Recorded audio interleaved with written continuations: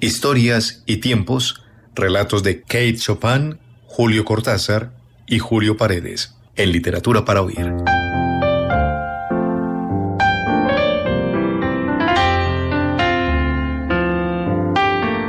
Los relojes trataron siempre de atrapar el tiempo. Estas historias reflejan su éxito y su derrota en esa tarea. Tan cotidianos al estar camuflados hoy en los teléfonos móviles, los computadores, los aparatos eléctricos del hogar pasan desapercibidos hasta que un escritor es capaz de hacerlos visibles de nuevo. Este es nuestro tema para hoy. Este relato es de Kate Chopin, una narradora estadounidense, nacida en 1850, fallecida en 1904, hija de un rico irlandés, fundador del Tren del Pacífico, en cuya inauguración murió a causa de un accidente, y una madre con ascendientes franceses. Su obra fue cuestionada moralmente en su época. Toda la historia transcurre en 1 hora exacta. Historia de 1 hora.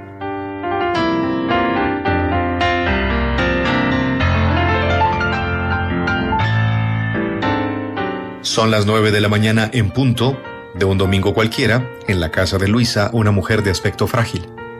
En la mesa luminosa del comedor, Luisa desayuna con Josefina, su hermana más joven, quien está de visita hace unos días. Desayunan las dos solas porque el marido de Luisa está en el sur, en un viaje de negocios, y ella invitó a su hermana a pasar unos días en la ciudad. Josefina aceptó enseguida, no solamente porque le venían bien unas vacaciones, sino porque su hermana tiene problemas cardíacos y además últimamente está un poco deprimida. Por eso, desde que llegó, Josefina intenta levantarle el ánimo a Luisa y de a poco lo va consiguiendo. En un momento del desayuno, incluso se empiezan a reír las dos, como cuando eran adolescentes mientras planean lo que van a hacer el resto del día. Ahora son las 9:15. Luisa se levanta para darse una ducha y Josefina se queda sola en el comedor, lavando las tazas y oyendo la radio. De pronto suena el teléfono. Sin atender, Josefina va con el teléfono hasta el baño, pero Luisa ya está abajo de la ducha y le grita: «Debe ser Guillermo desde el hotel, atiende tú». Guillermo es el marido de Luisa. Y entonces Josefina atiende. Del otro lado de la línea, un hombre se presenta como el oficial Luque y pregunta por Luisa. «Ella ahora no lo puede atender. ¿Qué necesita?», dice Josefina. Entonces el policía le da la noticia sin vueltas. Guillermo acaba de morir en un accidente en la ruta. El cuerpo está en el hospital de una ciudad al sur a muchos kilómetros. Josefina corta el teléfono, pálida, y se tapa la boca para evitar un llanto con ruido. Cuando vuelve al comedor, sin saber cómo le dirá esto a su hermana cardíaca, la radio ya empezó a informar de un choque en cadena en el sur, con carrocerías incendiadas y cuerpos al costado de la ruta. Hablan de una tragedia de gran magnitud. Josefina apaga la radio. Exactamente a las 9:25, las dos hermanas están sentadas en el living, una frente a la otra. «¿Por qué me miras con esa cara?», pregunta Luisa, intrigada, todavía con el pelo mojado. Josefina toma coraje y le cuenta la verdad. Se lo dice de forma suave y en dosis, esperando que su corazón aguante la noticia. Pero Luisa no se altera demasiado. Solamente llora despacio, sin ruido. Después se encierra en su habitación, sola, y sigue llorando recostada en la cama grande. Al rato se levanta para lavarse la cara y mira por la ventana. Es un día espectacular de primavera. En la plaza de enfrente hay mujeres haciendo gimnasia y nenitos en los toboganes y en las hamacas. Abre la ventana y se asoma para respirar el aire fresco y las flores de su balcón. De pronto Luisa empieza a sentir algo nuevo dentro suyo y casi sin darse cuenta se escucha decir a ella misma en voz muy baja: «Soy libre, soy libre». La vida que tiene por delante se le viene toda junta a la cabeza. «Ya no estoy atada a nadie», piensa. «Voy a poder ir a correr a la mañana. Voy a escuchar lo que se me antoje en la radio. Si quiero voy a cenar tarde. Y si no quiero cocinar, no voy a cocinar». Enseguida se siente culpable. Pero 2 minutos después, exactamente a las 9:35, vuelve a pensar que nada se compara a la sensación de libertad que ahora la invade. En eso Josefina golpea la puerta de la habitación porque está preocupada. Luisa le abre y se abrazan. Van juntas al comedor, en silencio. Se sientan otra vez en la mesa donde habían desayunado, pero no alcanzan a decir nada porque enseguida escuchan ruidos afuera y ven que la puerta de entrada se abre. Es Guillermo, vivito y coleando. Tiene una valija en la mano y la chaqueta doblada en un brazo. Luisa abre los ojos con espanto, pega un grito y cae desplomada al suelo. La ambulancia tarda apenas 8 minutos en llegar, pero es tarde. Según el médico, el corazón enfermo de Luisa fue incapaz de soportar una alegría tan grande. Josefina y Guillermo se miran sin consuelo. ¿Quién pudo hacer una broma tan horrible?, se pregunta Josefina. Y Guillermo se encoge de hombros. En ese momento, ella alcanza a percibir la mentira en los ojos de su cuñado. Son las 10 de la mañana, en punto.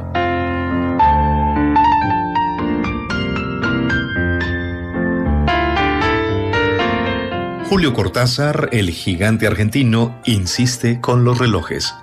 Preámbulo a las instrucciones para dar cuerda al reloj.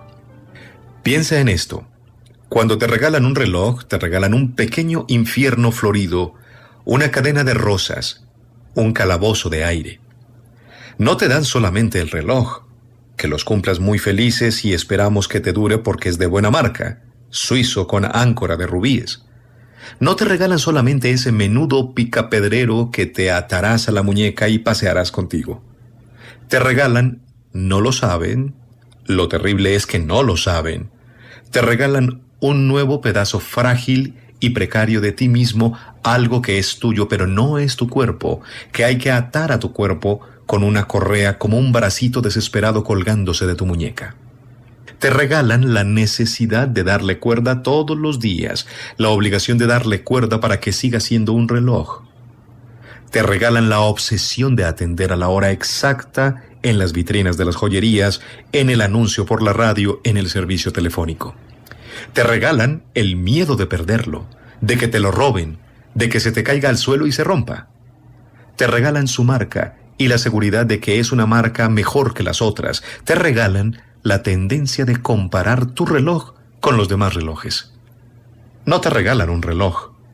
Tú eres el regalado. A ti te ofrecen para el cumpleaños del reloj.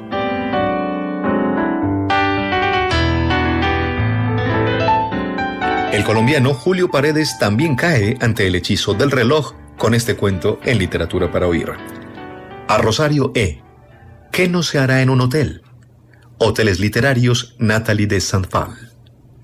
La primera llamada entró al teléfono fijo. Consuelo lo dejó timbrar y esperó a que respondiera el contestador automático. Siempre le había sonado extraña esa versión distorsionada de su voz, mucho más aguda que la que se escuchaba a diario, pidiendo con una amabilidad ligeramente fingida que dejaran nombre y teléfono. Desde hacía rato quería grabar el mensaje de nuevo, pero nunca se decidía. Después del clic escuchó: «Señora Consuelo, es Janet. Por favor, comuníquese con el hotel. Gracias». Sospechó que en unos minutos timbraría el celular. En efecto, después de un rato, el aparato empezó a vibrar sobre la mesita de noche. En el buzón de mensajes, su asistente reproducía casi las mismas palabras, aunque al final añadía «urgente». Miró la hora, faltaba un cuarto para las 10. Acababa de servirse un trago de ginebra con tónica. Había tomado una ducha larga y se preparaba para meterse a la cama y ver una película que le había recomendado su amiga Pamela. Historias de hotel, una especie de comedia de malentendidos en un hostal en la ciudad de Venecia, según había leído en el estuche al momento de alquilarla. Nada del otro mundo. Actores y paisajes bonitos, con algún otro argumento de taquilla.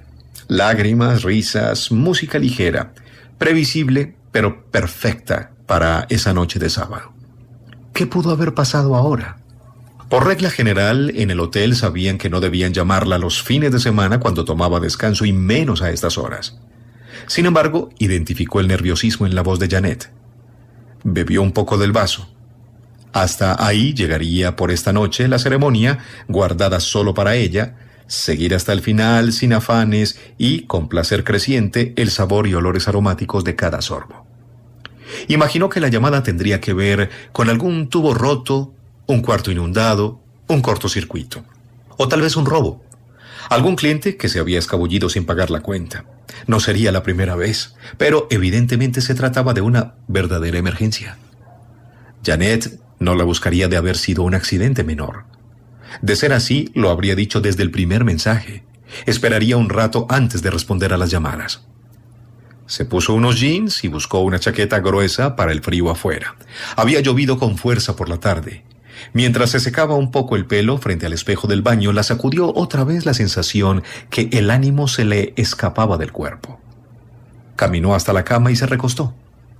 Desde hacía varias semanas para acá sentía como si de un momento a otro el corazón no le bombeara sangre suficiente o le palpitara con desgana, trabado por algún obstáculo. La estremecía entonces un desvanecimiento que le borraba el contorno de las cosas y la obligaba a cerrar los ojos por un rato. Recuperó lentamente las fuerzas con el control de la respiración, pero quedó de nuevo con las manos frías y una ansiedad rarísima en el pecho. Era una descarga breve y le traía de inmediato a la mente alguna de las contadas borracheras en las que cayó años atrás, cuando quedaba como suspendida en el aire, olvidándose de quién era y a merced de una agitación mental sin ningún rumbo. Volvió a pensar que tenía que pedir pronto una cita con su doctora y cumplir con los chequeos necesarios. No era buena idea aplazar por más días el misterio. Terminó de peinarse frente al espejo y se puso algo de color en los labios. Estaba segura de seguir siendo una mujer atractiva y enérgica. No habría nada grave ni misterioso en los recientes desvanecimientos, se dijo.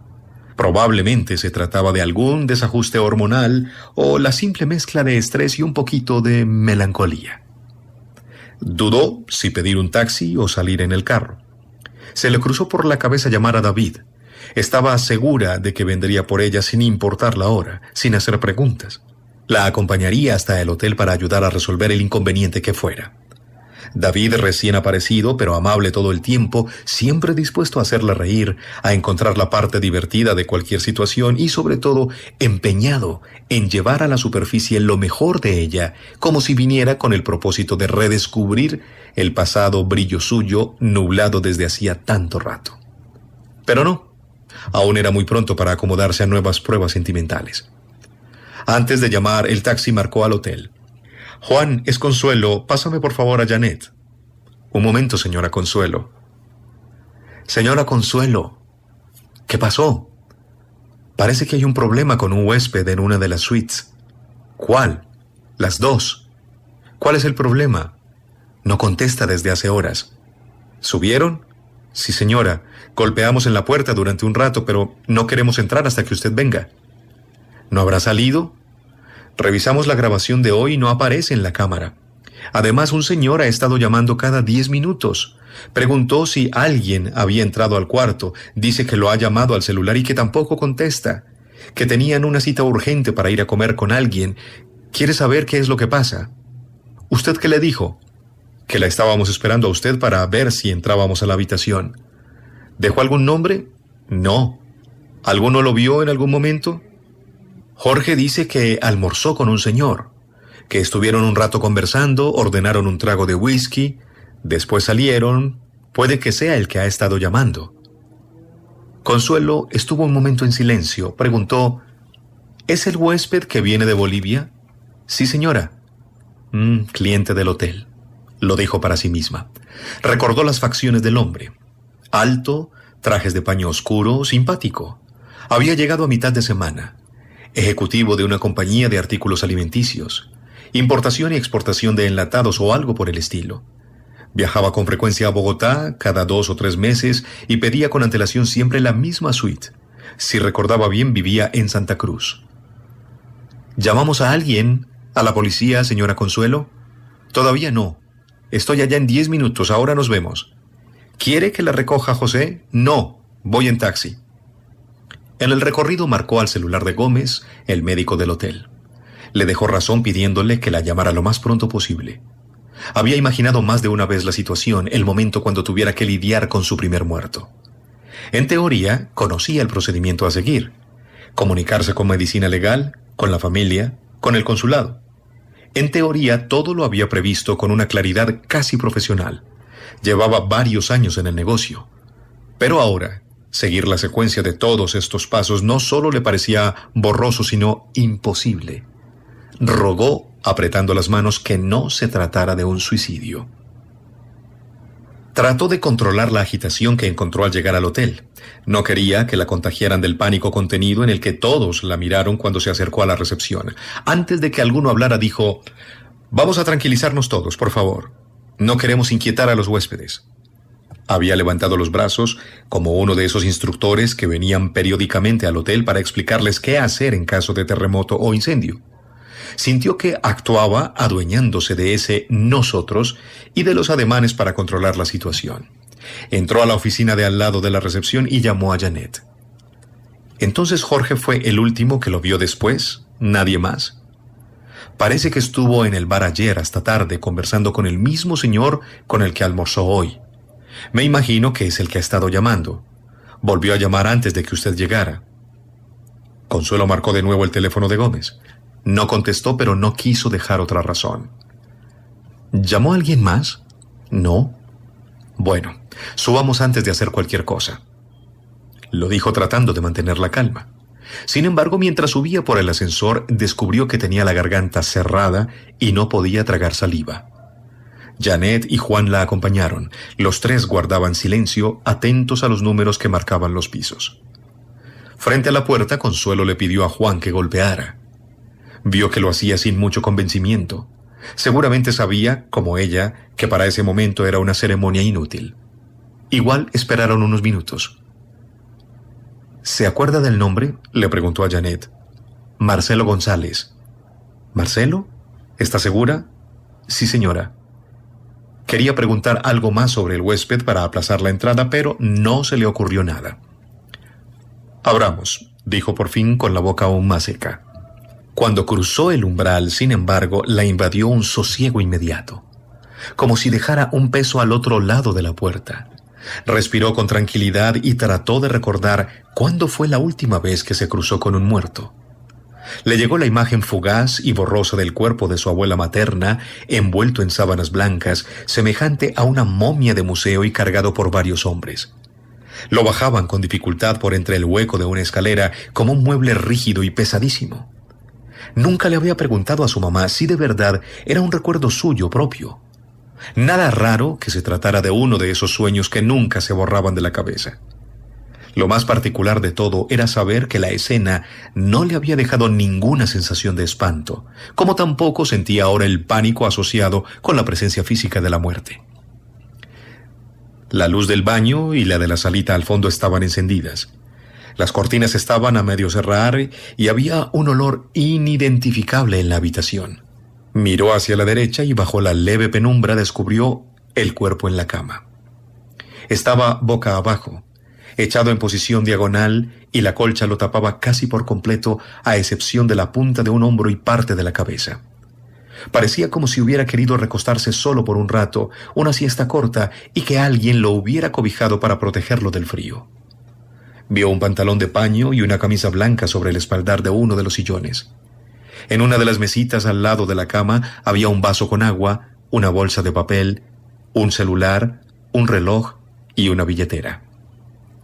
Consuelo se dio cuenta de que Janet y Juan esperaban inmóviles en el marco de la puerta, sin decidirse a entrar todavía. Pensó que aguardaban una orden suya para dar un paso adelante o salir corriendo por el corredor. Quizás estarían pasmados ante la calma con la que ella se movía por la habitación y repasaba cada cosa. Los miró unos segundos sin decir nada y se dirigió al baño. Ahí dentro el olor era un poco más intenso. A la salida de la ducha había 2 toallas para el cuerpo tiradas en el piso. Sobre el mueble del lavamanos, al lado de un cepillo de dientes, encontró otro reloj de hombre con pulso de cuero negro. Se acercó y lo miró con cuidado. Era un Rolex Cellini con el cuadrante blanco. Siguió el segundero. Lo levantó y le dio la vuelta. Lo habían mandado contramarcar. Para R, leyó en letra manuscrita. No había ninguna razón para dudar que el reloj perteneciera al hombre echado en la cama, pero, después de mirar hacia atrás, con el corazón acelerado y consciente de que el impulso era irracional y equivocado, lo guardó en uno de los bolsillos de la chaqueta.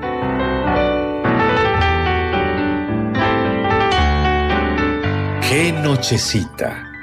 Gómez le hablaba a Consuelo desde el otro lado del escritorio. Las piernas estiradas, las manos entrelazadas detrás de la nuca. Estaban en la oficina y Consuelo había pedido que les llevaran un par de aguas aromáticas. Habría preferido beber algo más fuerte. Terminar, por ejemplo, con el trago de ginebra que había dejado en el apartamento. La tensión, la espera, la llamada al dueño del hotel que se encontraba fuera de Bogotá, la llegada del médico forense, las preguntas de la policía, el papeleo, la entrada y salida de extraños, le resecaron aún más la garganta y lo peor, le habían disparado las ganas de volver a encender un cigarrillo. Eran las 3 pasadas y se acababan de llevar el cuerpo a medicina legal. ¿Cuántas horas dijo el médico forense que llevaba muerto? Gómez estudió unos segundos el reloj. Entre 9 y 10. ¿Cómo puede saberlo? Por la temperatura del cuerpo y otras cosas. Consuelo agradeció que Gómez no entrara en más detalles. Ya era suficiente tener que lidiar con la policía y pensar en las llamadas pendientes que tendría que hacer al consulado y la familia en un rato. Entonces fue temprano en la tarde.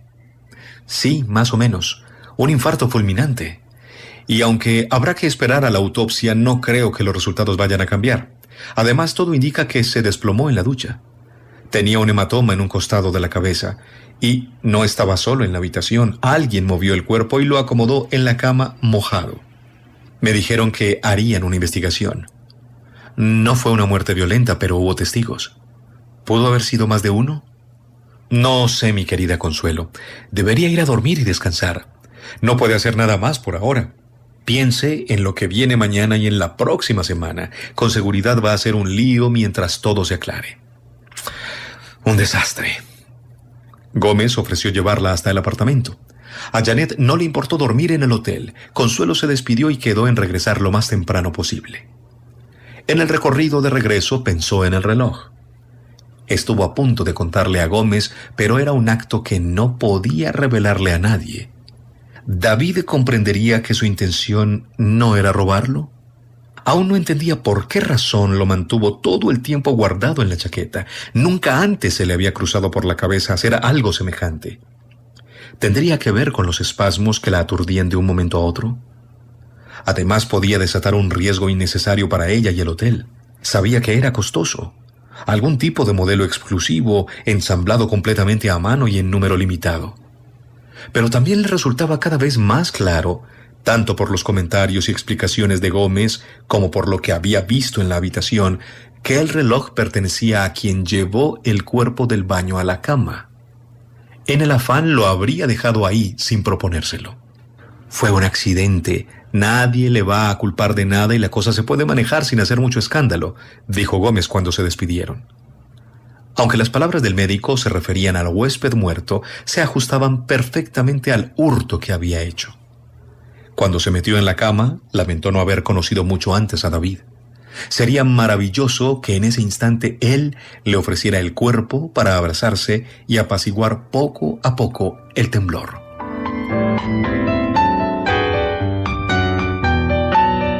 Como pronosticó Gómez, la semana había sido una secuencia de días caóticos y penosos, un vaivén con intromisiones, preguntas y personajes insospechados que enrarecieron la atmósfera del hotel.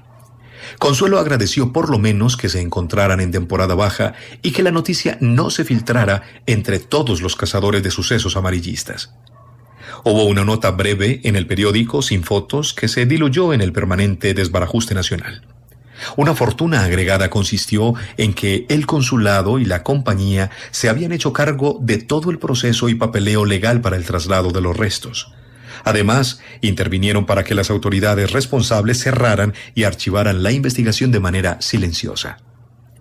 Las cosas, sin embargo, no resultaron tan fáciles cuando tuvo que recibir una tarde, sin previo aviso, a las 3 mujeres que llegaron a Bogotá para acompañar el cuerpo de regreso a Bolivia.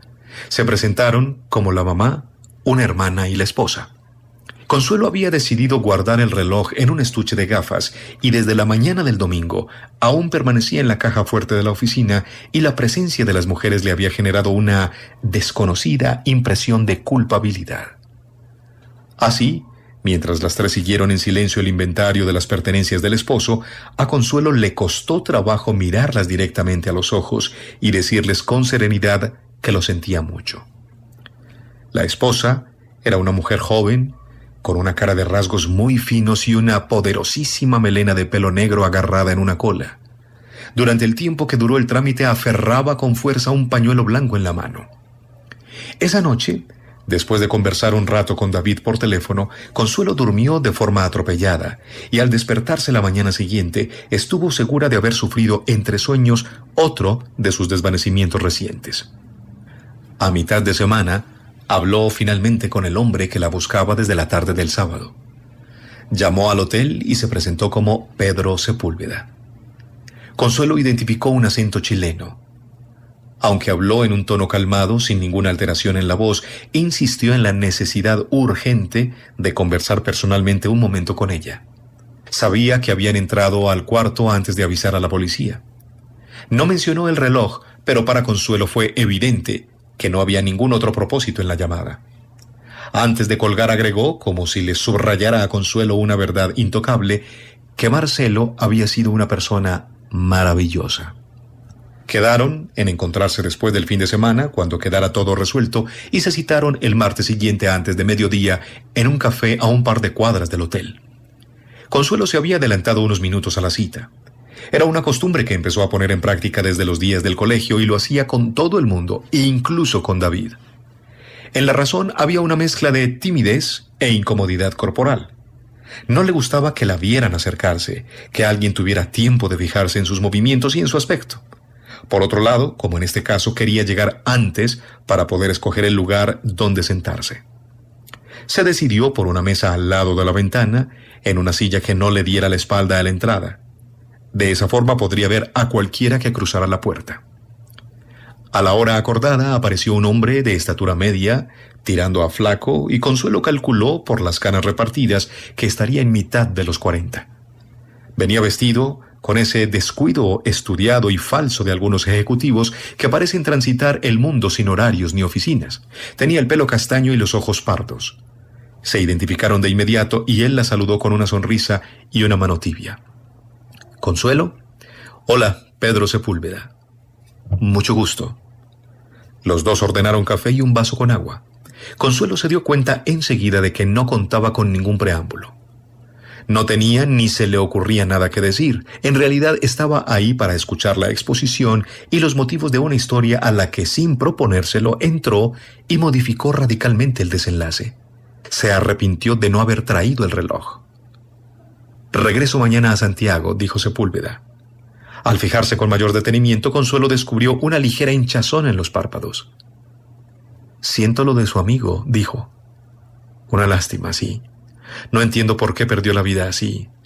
Fue la persona más maravillosa». Mientras hablaba, miraba fijamente a Consuelo, como si vigilara sus reacciones y gestos. Después del primer sorbo de café agregó: «Nos conocimos aquí en Bogotá, en un congreso. Le encantaba alojarse en su hotel, siempre en la misma suite». Consuelo volvió a sentirse incómoda, como si la invitaran a compartir una transgresión. Una inquietud semejante a la que sintió frente al desconsuelo de la esposa días antes. No pudo evitar imaginarse a Sepúlveda arrastrando y acomodando el cuerpo húmedo y resbaloso a lo ancho de la cama. Los ruidos que le saldrían de la boca por la rabia o el posible pánico, la escapada fuera de la habitación y que le hizo olvidar el reloj en el baño, el regalo que le dejaba el muerto. Entonces decidió preguntar de una vez y no prolongar más la conversación. «El reloj es suyo, ¿cierto?» «Sí. Lo tengo guardado en el hotel». «¿Por qué?» «No sé», contestó Consuelo, sin dejar que el otro terminara la pregunta. «¿Alguien más lo sabe?» «No, nadie más». «Gracias». Sepúlveda suspiró y Consuelo levantó los hombros. Quería decirle que simplemente agarró el reloj porque también intuyó, desde el fondo de una especie de niebla mental, que por el bien de muchas personas no debía permanecer ahí en ese mueble. Sepúlveda le dijo dónde se alojaba y Consuelo quedó en pasar más tarde de camino a su casa y dejarlo en recepción envuelto en una caja. «No creo que vuelva a Bogotá», dijo Sepúlveda como despedida. 2 semanas más tarde, Consuelo recibió un correo electrónico de Pedro Sepúlveda. Volvía a agradecerle la devolución del reloj. Agregaba el nombre de Marcelo al agradecimiento. Leyó y lo borró enseguida. No daría respuestas. Durante esos mismos días empezaba a convencerse de que merecía la pena dejar que David se acercara cada vez más. Una noche, mientras comían en un restaurante por los lados del hotel, David le entregó una rana hecha en jade. Consuelo la recibió y la sostuvo en la mano. Le pareció que no tenía ningún peso. Puso el animalito al lado del plato y David le contó que se trataba de un símbolo de la protección, la calma y la alegría. Cuando se despidieron, lo abrazó un rato largo y lo besó en el cuello. Ahora, cada noche antes de dormir, como si pronunciara las palabras y siguiera la secuencia de las oraciones nocturnas que aprendió de niña, empezó a decirse en voz baja que dentro de poco estaría lista para acomodar su cuerpo al de David. Acunarse bajo los ritmos suaves de su voz y dejar atrás las sombras de un amor desmoronado. Sin duda, David se encontraría también dentro de poco con los rastros de esa fría corriente subterránea que pareció secarle la piel, que la acercó y que la hizo descreer de cualquier contacto íntimo. No sería feliz del todo, contrario a lo que le prometía la ranita traída por David, pero se dejaría llevar por la marcha de este nuevo mecanismo que, como otro reloj insólito, la despertaba del letargo sin asustarla.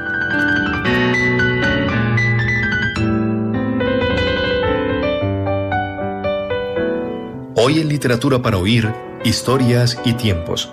Relatos de Julio Paredes, Colombia, Julio Cortázar y Kate Chopin, Estados Unidos.